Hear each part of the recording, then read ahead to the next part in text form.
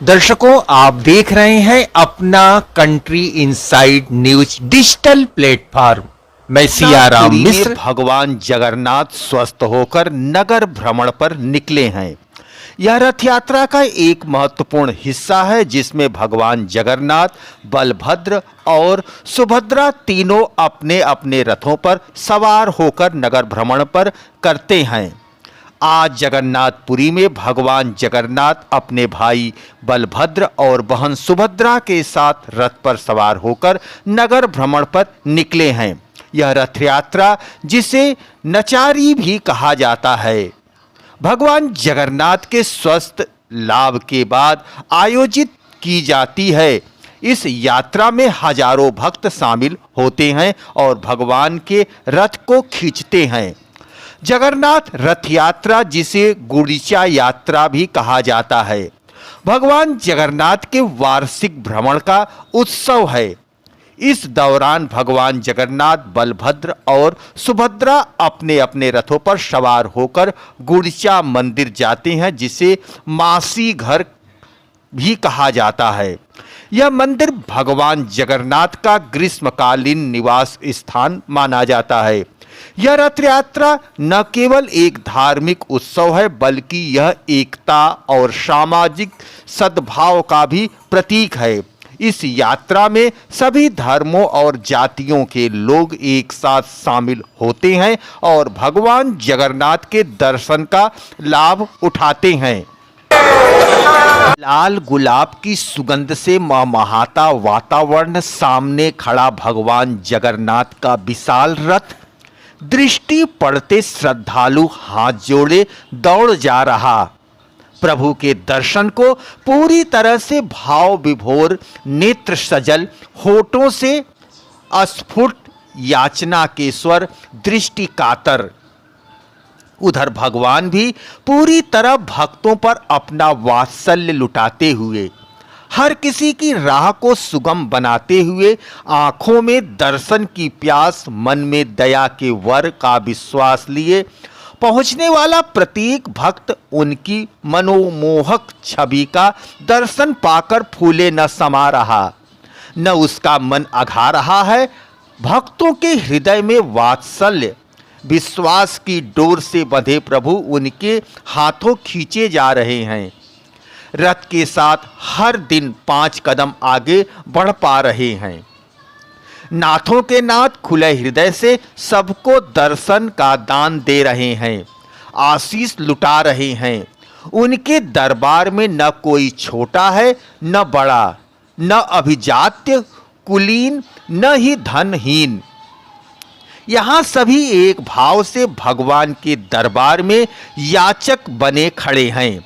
किसी को किसी की जात कर्म जानने की जिज्ञासा नहीं, बस अपने दीनानाथ की छवि को हृदय में समा लेने की अभिलाषा है। यहाँ भगवान का दरबार है, भक्तों की कतार है, श्रद्धा का रेला है, सनातन धर्म की शाश्वत सामाजिक समरसता का प्रमाण बना हुआ यह रथ यात्रा का मेला भारत के उड़ीसा राज्य का पुरी क्षेत्र, जिसे पुरुषोत्तमपुरी, शंख क्षेत्र, श्री क्षेत्र के नाम से भी जाना जाता है, भगवान श्री जगन्नाथ जी की मुख्य लीला भूमि है। उत्कल प्रदेश के प्रधान देवता श्री जगन्नाथ जी ही माने जाते हैं। यहाँ के वैष्णव धर्म की मान्यता है कि राधा और श्री कृष्ण की युगल मूर्ति के प्रतीक स्वयं श्री जगन्नाथ जी हैं। इसी प्रतीक के रूप में जगन्नाथ से संपूर्ण जगत का उद्भव हुआ है। श्री जगन्नाथ जी पूर्ण परात्पर भगवान हैं और श्री कृष्ण उनकी लीला का एक रूप हैं। ऐसी मान्यता है कि श्री चैतन्य महाप्रभु के शिष्य पंच सखाओं की है। पूर्ण परंपरा पर भगवान श्री जगन्नाथ जी की रथ यात्रा आषाढ़ शुक्ल द्वितीया को जगन्नाथपुरी से प्रारंभ होती है। गुड़ीचा मंदिर को गुड़ीचा बाड़ी भी कहते हैं। यह भगवान का जन्म स्थल है। इस मंदिर के बारे में पौराणिक मान्यता है कि यहीं पर देवशिल्पी विश्वकर्मा ने भगवान जगन्नाथ, बलभद्र और देवी सुभद्रता की प्रतिमाओं का निर्माण किया था। इस स्थान का धार्मिक महत्व जगन्नाथ का मंदिर है। शास्त्रों और पुराणों में भी रथ यात्रा की महत्ता को स्वीकार किया गया है। स्कंद पुराण में स्पष्ट कहा गया है कि रथ यात्रा में जो व्यक्ति श्री जगन्नाथ जी के नाम का कीर्तन करता हुआ गुड़िचा नगर तक जाता है वह पुनः जन्म जन्मांतर के से मुक्त हो जाता है। जो व्यक्ति श्री जगन्नाथ जी का दर्शन करते हुए प्रणाम करते हुए मार्ग से धूल कीचड़ आदि में लोट पोट कर जाता है वे सीधे भगवान श्री विष्णु के उत्तम धाम को जाता है। जो व्यक्ति गुड़िचा मंडप में रथ पर विराजमान श्री कृष्ण बलभद्र और सुभद्रा देवी के दर्शन दक्षिण दिशा को आते हुए करते हैं वे मोक्ष को प्राप्त होते हैं। रथ यात्रा एक ऐसा पर्व है जिसमें भगवान जगन्नाथ चलकर जनता के बीच जाते हैं और उनके सुख दुख में सहभागी होते हैं। सब मानिसा मोर प्रजा, सब मनुष्य मेरी प्रजा हैं, ये उनके उद्गार हैं। भगवान जगन्नाथ तो पुरुषोत्तम हैं, उनके श्री राम श्री कृष्ण अद्वैत का ब्रह्म समाहित है। उनके अनेक नाम हैं, वे पतिता पावन हैं।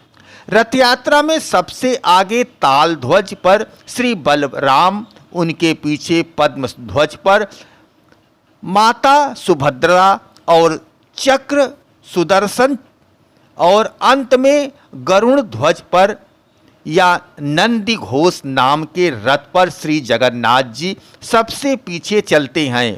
ताल ध्वज रथ 65 फीट लंबा, 65 फीट चौड़ा और 45 फीट ऊंचा है। इसमें 7 फीट व्यास के 17 पहिए लगे हैं।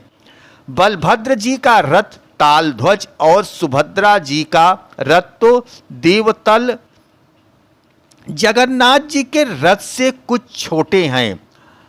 संध्या तक ये तीनों ही रथ मंदिर में जा पहुंचते हैं। अगले दिन भगवान रथ से उतरकर मंदिर में प्रवेश करते हैं और मीना न्यूज यूपी का डिजिटल प्लेटफॉर्म नया सवेरा।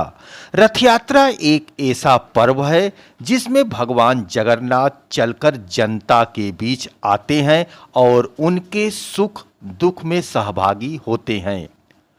सब मनीषा मोर प्रजा, सब मनुष्य मेरी प्रजा है, यानी सब मनीषा मोर प्रजा, ये उनके उद्गार हैं। भगवान जगन्नाथ तो पुरुषोत्तम हैं, उनमें श्री राम श्री कृष्ण अद्वितीय का ब्रह्म समाहित है। उनके अनेक नाम हैं, वे पतित पावन हैं। रथ यात्रा में सबसे आगे लाल ध्वज पर श्री बलराम, उनके पीछे पद्म ध्वज पर माता सुभद्रा व सुदर्शन चक्र और अंत में गरुड़ ध्वज पर या नंदी घोष नाम के रथ पर श्री जगन्नाथ जी सबसे पीछे चलते हैं। ताल ध्वज रथ 65 फीट लंबा, 65 फीट चौड़ा और 45 फीट ऊंचा है। इसमें 7 फीट व्यास के 17 पहिए लगे हैं। बलभद्र जी का रथ ताल ध्वज और सुभद्रा जी का रथ तो देवल जगन्नाथ जी के रथ से कुछ छोटा है। संध्या तक ये तीनों ही रथ मंदिर में जा पहुंचते हैं। अगले दिन भगवान रथ में उतरकर मंदिर में प्रवेश करते हैं और 7 दिन वहीं रहते हैं। गुड़िचा मंदिर में इन 9 दिन में श्री जगन्नाथ जी के दर्शन को आड़प दर्शन कहा जाता है। श्री जगन्नाथ जी के प्रसाद को महाप्रसाद माना जाता है, जबकि अन्य तीर्थों के प्रसाद को सामान्य प्रसाद ही कहा जाता है। श्री जगन्नाथ जी के प्रसाद को महाप्रसाद का स्वरूप महाप्रभु वल्लभाचार्य जी के द्वारा मिला है। कहते हैं कि महाप्रभु वल्लभाचार्य जी की निष्ठा की परीक्षा लेने के लिए उनके एकादशी व्रत के दिन पूरी पहुंचने पर मंदिर में ही किसी ने प्रसाद दे दिया। महाप्रसाद के साथ हाथ में लेकर स्तवन करते हुए दिन के बाद रात्रि भी बिता दी। अगले दिन द्वादश को स्तवन की समाप्ति पर उस प्रसाद को ग्रहण किया और उस प्रसाद को महाप्रसाद का गौरव प्राप्त हुआ। नारियल, लाई, गजामुल और मालपुआ का प्रसाद विशेष रूप से इस दिन मिलता है। जनकपुर में भगवान जगन्नाथ के 10 अवतार का रूप धारण करते हैं। विभिन्न धर्मों और मतों के भक्तों को समान रूप से दर्शन देकर तृप्त करते हैं। इस समय उनका व्यवहार सामान्य मनुष्यों जैसा होता है। यह स्थान जगन्नाथ जी की मौसी का घर है। मौसी के घर अच्छे अच्छे पकवान खाकर भगवान जगन्नाथ बीमार हो जाते हैं। तब यहाँ पथ्य का भोग लगाया जाता है, जिससे भगवान शीघ्र ठीक हो जाते हैं। रथ यात्रा के तीसरे दिन पंचमी को लक्ष्मी जी भगवान जगन्नाथ को ढूंढते यहाँ आती हैं। तब द्वारपति द्वारपाल जो हैं दरवाजा बंद कर देते हैं, जिससे लक्ष्मी जी नाराज होकर रथ का पहिया तोड़ देती हैं और हेरा गोरही शाहीपुरी का एक मोहल्ला जहां लक्ष्मी जी का मंदिर है वहां लौट जाती हैं। बाद में भगवान जगन्नाथ लक्ष्मी जी को मनाने जाते हैं, उनसे क्षमा मांगकर और अनेक प्रकार के उपहार देकर उन्हें प्रसन्न करने की कोशिश करते हैं। इस योजना में एक ओर द्वाताधीरापति भगवान जगन्नाथ की भूमिका में संवाद बोलते हैं, तो दूसरी ओर देवदासी लक्ष्मी जी की भूमिका में संवाद करती हैं। लोगों की अपार भीड़ इस मान मनोवत के संवाद को सुनकर खुशी में झूम उठती हैं। दर्शकों, हम आपको बता दें कि श्री जगन्नाथ जी की रथ यात्रा में भगवान श्री कृष्ण के साथ राधा या रुक्मिणी नहीं होती, बल्कि बलराम और सुभद्रा होते हैं। उसकी कथा कुछ इस प्रकार प्रचलित है। द्वारिका में श्री कृष्ण रुक्मिणी आदि राज महर्षियों के साथ शयन करते हुए एक रात निद्रा में अचानक राधे राधे बोल पड़े। महारानियों को आश्चर्य हुआ। जागने पर श्री कृष्ण ने अपना मनोभाव प्रकट नहीं होने दिया, लेकिन रुक्मिणी ने अन्य रानियों से वार्ता की। सुनते ही वृंदावन में राधा नाम की गोप कुमारी, जिसको प्रभु ने हम सबकी इतनी सेवा निष्ठा भक्ति के बाद भी नहीं भुलाया है, राधा की कृष्ण के साथ रहस्यात्मक रास लीलाओं के बारे में माता रोहिणी भली प्रकार जानती थी। उनसे जानकारी प्राप्त करने के लिए सभी महारानियों ने अनुनय विनय की। पहले तो माता रोहिणी ने टालना चाहा, लेकिन महारानियों के हट करने पर कहा, ठीक है, सुनो, सुभद्रा को पहले पहले बिठा दो, कोई अंदर न आने पाए, भले ही बलराम या श्री कृष्ण ही क्यों न हो। माता रोहिणी की कथा शुरू करते ही श्री कृष्ण और बलराम अचानक अनंतपुर की ओर आते दिखाई दिए। सुभद्रा ने उचित कारण बताकर द्वार पर ही रोक दिया। अनंतपुर से श्री कृष्ण और राधा की रासलीला की वार्ता श्री कृष्ण और बलराम दोनों को ही सुनाई दी। उसको सुनने से श्री कृष्ण और बलराम के अंग अंग में अद्वितीय प्रेम रस का उद्भव होने लगा। साथ ही सुभद्रा भी भाव विभोर होने लगी। तीनों की ही ऐसी अवस्था हो गई कि पूरे ध्यान से देखने पर भी किसी के भी हाथ पैर आदि स्पष्ट नहीं दिखते थे। सुदर्शन चक्र विगलित हो गया, उसने लंबा सा आकार ग्रहण कर लिया। यह माता राधिका के महाभाव का गौरवपूर्ण दृश्य था। अचानक नारद के आगमन से वे तीनों पूर्ववर्त हो गए। नारद जी ही श्री भगवान से प्रार्थना की है, हे भगवान, आप चारों से जिस महाभाव में लीन मूर्तिवत रूप में मैंने दर्शन किया है, वह सामान्य जनों के दर्शन हेतु पृथ्वी पर सदैव सुशोभित रहे। महाप्रभु ने तथास्तु कह दिया। कहते हैं कि राजा इंद्रधून जो सपरिवार नीलांचल सागर उड़ीसा के पास रहते थे, को समुद्र में एक विशालकाय काष्ठ दिखा। राजा ने उसके विष्णु मूर्ति का निर्माण कराने का निश्चय करते ही बृहद बढ़ई के रूप में विश्वकर्मा जी स्वयं प्रस्तुत हो गए। उन्होंने मूर्ति बनाने के लिए एक शर्त रखी कि मैं जिस घर में मूर्ति बनाऊंगा उसमें मूर्ति के पूर्ण स्वरूप बन जाने तक कोई न आए। राजा ने इसे मान लिया। आज जिस जगह पर श्री जगन्नाथ जी का मंदिर है, उसी के पास एक घर के अंदर वे मूर्ति निर्माण में लग गए। राजा के परिवार जनों को यह ज्ञात न था कि वह वृद्ध बढ़ई कौन है। कई दिन तक घर का द्वार बंद रहने पर महारानी ने सोचा कि बिना खाए पिए वह बढ़ई कैसे काम कर सकेगा। अब तक वह जीवित भी होगा या मर गया होगा। महारानी ने महाराज को अपनी सहज शंका से अवगत कराया। महाराज के द्वार खुलवाने पर वह वृद्ध बढ़ई कहीं नहीं मिला, लेकिन उसके द्वार अर्धनिर्मित थी। जगन्नाथ, सुभद्रा तथा बलराम की काष्ठ मूर्तियां वहां पर मिली।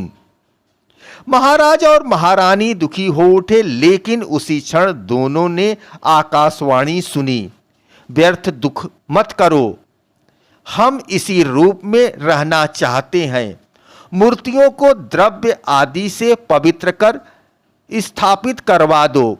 आज भी वे अपूर्ण और अस्पष्ट मूर्तियां पुरुषोत्तम पुरी की रथ यात्रा और मंदिर में सुशोभित व प्रतिष्ठित हैं। रथ यात्रा माता सुभद्रा के द्वारिका भ्रमण की इच्छा पूर्ण करने के उद्देश्य से श्री कृष्ण और बलराम ने अलग रथों में बैठकर करवाई थी। माता सुभद्रा की नगर भ्रमण की स्मृति में यह रथ यात्रा पुरी में हर वर्ष होती है। पुरुषोत्तम या शंख क्षेत्र जगन्नाथपुरी का इतिहास अनूठा है। आज भी रथ यात्रा में जगन्नाथ जी को 10वां अवतार के रूप में पूजा जाता है। इसमें विष्णु, कृष्ण और वामन भी हैं और कीकट गया जी क्षेत्र में जन्मे विष्णु अवतार बुद्ध भी हैं। पुरी का जगन्नाथ मंदिर तो धार्मिक सहिष्णुता और समन्वय का अद्वितीय उदाहरण है। मंदिर के पीछे विमला देवी की मूर्ति है, जहां पशुओं की बलि दी जाती है। संख्या दर्शन के अनुसार शरीर के 24 तत्वों के उत्तम आत्मा होती है। ये तत्व हैं पंच महात्व, 5 तंत्र माताएं, 10 दक्षिण इंद्रियां और मन के प्रतीक हैं। रथ का निर्माण बुद्धि, चित्त और अहंकार से होता है। ऐसे रथ रूपी शरीर में आत्मा रूपी भगवान जगन्नाथ विराजमान होते हैं। इस प्रकार रथ यात्रा शरीर और आत्मा के मेल की ओर संकेत करता है और आत्म दृष्टि बनाए रखने के लिए प्रेरणा देता है। रथ यात्रा के समय रथ का संचालन आत्मा युक्त शरीर करती है, जो जीवन यात्रा का प्रतीक है। यद्यपि शरीर में आत्मा होती है तो भी वह स्वयं संचालित नहीं होती, बल्कि उस माया संचालित करती है।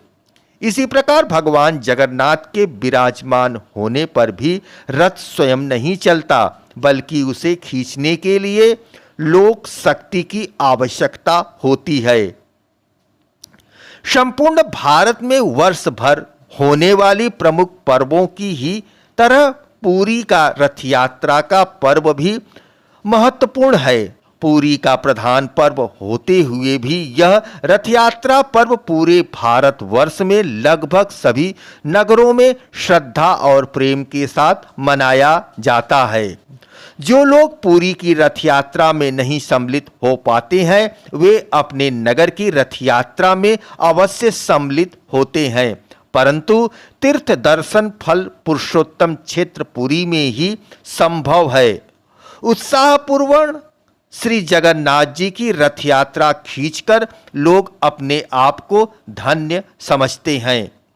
दर्शकों, हम आपको बता दें कि शिव की नगरी काशी में भी रथ यात्रा का पवित्र उत्सव 3 दिनों तक चलता है, जहां श्रद्धालु उपस्थित होते हैं और श्री हरि के चरणों में मत्था नवाते हैं, रथ के पहिए की परिक्रमा करते हैं, रथ की परिक्रमा करते हैं और यह लखा मेला के नाम से जाना जाता है।